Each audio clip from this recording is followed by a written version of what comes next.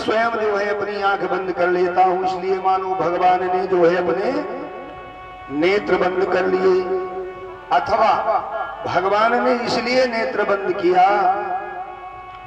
कहते हैं नेत्र से नेत्र मिलते हैं, नेत्र चार होते हैं। तो कोई किसी को जब देखता है तो भगवान कहते हैं मैं सर्वांग सुंदर हूं, और ये बनकर के जो आई है तो कुरूपा लेकिन स्वरूपा बनी है। तो यदि ये कुरूपा मुझको स्वरूपा को देख करके कहीं मोहित हो गई, अब मुझसे यदि कहीं मोहित हो गई है, इसने मुझे न मारा, मेरे को छोड़ करके, मेरे पर ममता करके छोड़कर चली गई, और यह गोकुल में जाकर जो मेरे सखा है वो मेरे मित्र हैं, और कहीं जो उनका भी जो अवतार हुआ है, जन्म हुआ है, तो उन्हें जाकर के मारे तो गलत होगा। तो इसलिए भगवान ने नेत्र बंद कर लिया कि भैया जो करतूत करना है तुम मेरे पर ही करो, वहां मत जाओ।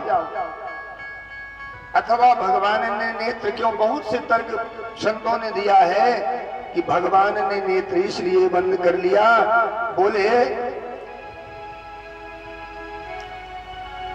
कि प्रथम तो कोई अगर सुंदर हो, सुपात्र हो, तो सुपात्र पे नजर डालना चाहिए। अगर कोई सामने कुपात्र खड़ा है, उस कुपात्र पर नजर नहीं डालना चाहिए। क्यों? इसलिए नजर नहीं डालना चाहिए कि इनका तीन का कोई भरोसा नहीं होता। किसका किसका? बोले एक वृष्टि का और एक दृष्टि का और एक दृष्टि का। दृष्टि कब किसको देख करके बदल जाए कोई भरोसा नहीं, किसको देख करके दृष्टि हमारी बदल जाए कोई भरोसा है।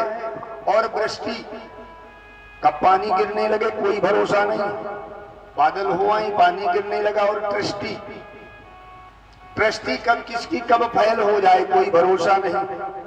तो इसलिए दृष्टि, वृष्टि और दृष्टि इनका कोई भरोसा नहीं, इसलिए भगवान ने नेत्र बंद कर लिए। इसका उदाहरण देते हैं कि जैसा रामावतार, कृष्णावतार में पूतना सज धज करके आई, तो रामावतार में भी एक बार ऐसा हुआ था कि एक स्वरूपा जो है स्वरूपा बन करके, सुंदर छेल छबीली बन करके और भगवान के सामने पहुंच गई। और पहुंच करके भगवान के सामने जो है देख करके भगवान के, समझा तो होगा कौन आई थी सज धज करके, शूर्पणखा। और भगवान से कहने लगी तुम सम पुरुष नमो सम नारी, यह संयोग रचा विधिचारी। तो भगवान से कहने लगी कि तुम्हारे समान पुरुष और मेरे समान नारी मैं बहुत ढूंढी संसार में, लेकिन मुझे जो है अपने योग कोई मुझे वर नहीं मिला। तो भगवान सुन सुन करके बड़े अचंभित हो गए, बड़ा कष्ट हुआ भगवान को कि बताओ, है तो ये विधवा, लेकिन कितना सुंदर स्वरूप सधवा बना करके आई, रुचिर रूप धरि प्रभु वहीं आई, अब बोली वचन बहुत मुस्काई। रुचिर रूप धारण करके भगवान के सामने आई और बनावटी रूप। तो भगवान जानते हैं कि ये विधवा है। अरे इसके पति को रावण ने मारा था, इसके पति का नाम विद्युज्यु है। तो ये हो गई विधवा, लेकिन सधवा बन करके मेरे सामने आई और बनावटी रूप बता रही है। तो कह रही है रुचिर रूप धरि प्रभु पहीं आई, बोली वचन बहुत मुस्काई। तो ऐसे वचन, लुभावने वचन बोलती और बहुत मुस्काती है। तो भगवान उसके तरफ दृष्टि नहीं डालता, भगवान ने दृष्टि नहीं डाला। माता सीता की तरफ जो है दृष्टि डाल करके काम चलाते हैं, बात करते हैं, लेकिन सीता जी की तरफ देखते हैं।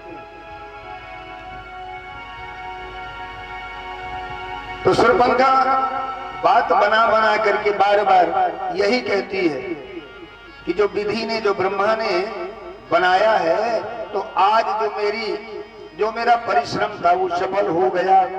महाराज आप मुझे मिल गए, आप मेरे साथ विवाह रचा लो। कहती है महाराज ज्यादा आपको ये भी नहीं होना चाहिए कि आप बहुत ज्यादा सुंदर ही हो, मेरे समान सुंदर नहीं हो तो आप काले कलूटे, लेकिन फिर भी काम चलेगा। तो भगवान कहते हैं, भगवान कह रहे हैं कि बताओ ये कुरूपा जो है मुझ स्वरूपवान को, और कह रहे हैं कि तुम काले कलूटे हो, ज्यादा अच्छे तो नहीं। मनो लक्ष्मण जी से इशारा करके जानकी जी की तरफ देखकर भगवान कहते हैं कि हमें जब ध्यान आता है उस समय का जब हमारा विवाह हुआ था, जब हम बारात लेकर के जनकपुरी गए तो जानकी से विवाह करने, तो जब हम बारात लेकर के गए तो उस समय वहां की जो नारियां थी उस हमारे स्वरूप को देख करके मोहित हो गई थी, और ये हमें काला कलूटा बहू कौन कहती। लक्ष्मण की तरफ भगवान इशारा करके कह रहे हैं। तो राम जी कहते हैं, कल सुंदर राम जी का चरित्र था, 2 मिनट हम लोग राम जी के परम पावन चरित्र में प्रवेश करें। तो राम जी जब बारात लेकर के गए तो जो वहां की नारियां थी, जब जीवनार होने लगा, भोजन की तैयारी होने लगी, पंगत बैठने लगी, तो जो नारियां वहां की बैठी थी वो नारियां कह रही थी कि आज जो है हम खरी खरी सुनाएंगे। नारियों का स्वभाव भी होता है, यदि गाली गाने का मौका आ जाए तो चाहे देवियों की आवाज चले चाहे न चले, पर गाली देने में कसर नहीं लगाती।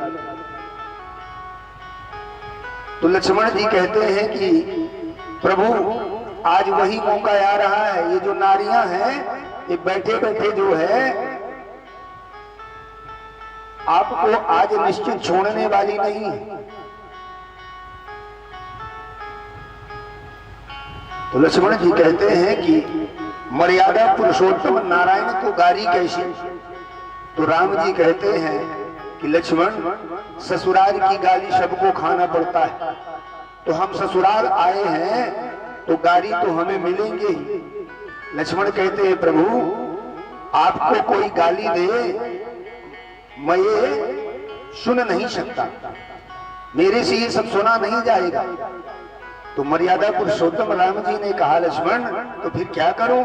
तो बोले प्रभु अरे आपके तो इस मुखार बिंद में वो माया है कि आप जो भी कुछ भी कर सकते हैं। तो राम जी ने कहा ठीक है लक्ष्मण, यदि तुम्हारी इच्छा है तो ऐसा नहीं होगा। तो कहते हैं कि आज की बात कहूं सजनी, एक कौतुक देख्यो हो अति भारी, आई बरात जो जेबन को तब नारी चढ़ी मिथिलेश अटारी। तो कहते हैं कि नारियां मिथिलेश की अटारी मतलब हो जनक जी की अटारी में चढ़ गई, तैयारी बनाने लगी। तो राम जी ने तनिक अपनी मुस्कान से, अपनी मुस्कान मुस्कुराते हुए तिरछी चितवन से उन नारियों को देख लिया। तो जिस समय उस स्वरूप को उन नारियों ने देखा तो हुआ क्या कि गारी देने आई थी दशरथ जी को, लेकिन बदल गई भाषा। कि गारी देने आई थी किसे? अवधेश को। सब देन लगी मिथिलेश को गारी।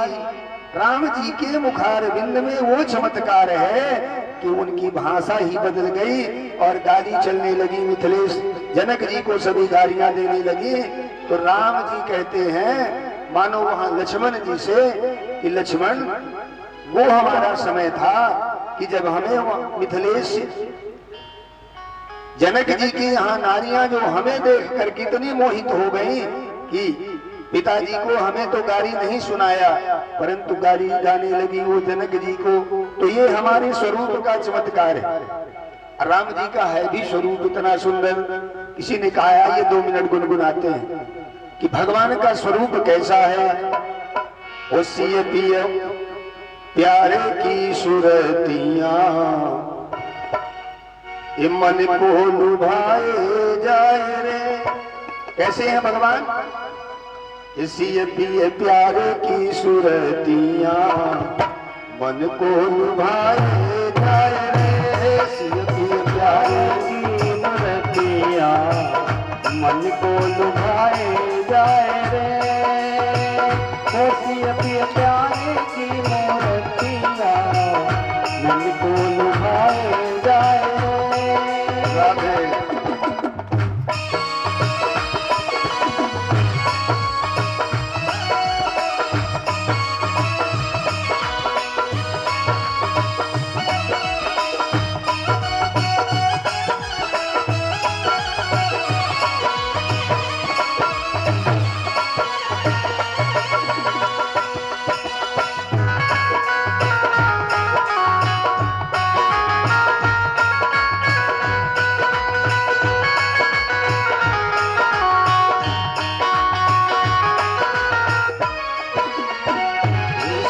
राधे प्यारे की सूरतियां, मन को लुभाए जाए रे। सिय पिय प्यारे की मूर्तियां, मन को लुभाए जाए रे।